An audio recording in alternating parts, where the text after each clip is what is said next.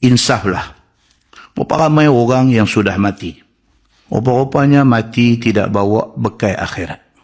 Ramai dah orang mati ni. Ramai dah. Mak kita, ayah kita. Dulu daripada tutuk wan kita.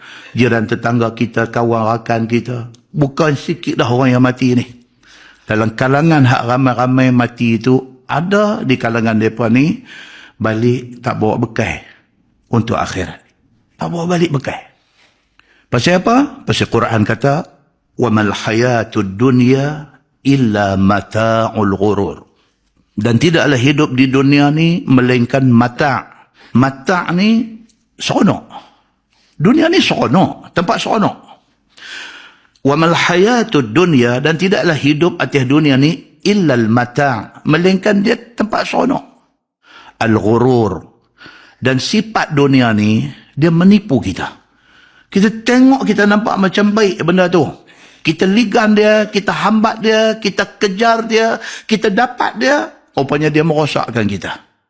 Dengan kerana Allah kata, وَمَا الْحَيَاةُ الدُّنْيَا إِلَّا مَتَاعُ الْغُرُورِ, dan tidaklah hidup dunia ni melainkan sifat dia seronok dan menipu.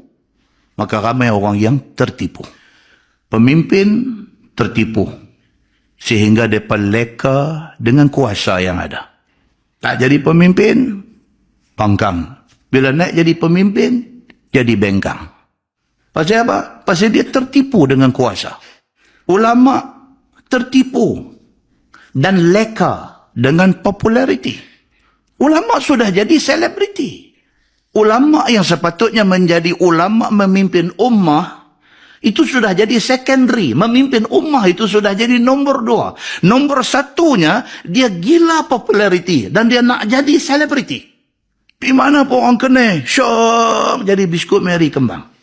Orang ni ajak selfie, orang ni ajak selfie, dia tenggelam di dalam dunia itu. Maka ulama tertipu. Pasal apa? Pasal itulah ciri-ciri dunia. Orang kaya tertipu sehingga dia jadi leka dengan ligan duit. Sudah ada 3 million, nak jadikan 5 million, nak jadikan 10 million, nak jadikan 50 million, nak jadikan 100 million. Orang miskin tertipu. Dia kecewa dengan kemiskinan sehingga mereka melewati batas-batas kekufuran. Nabi kata, kadal faqru ayyakuna kufra. Hampir-hampir miskin menjadikan dia kufur. Sedangkan kaya, miskin, itu ujian Allah kepada semua manusia.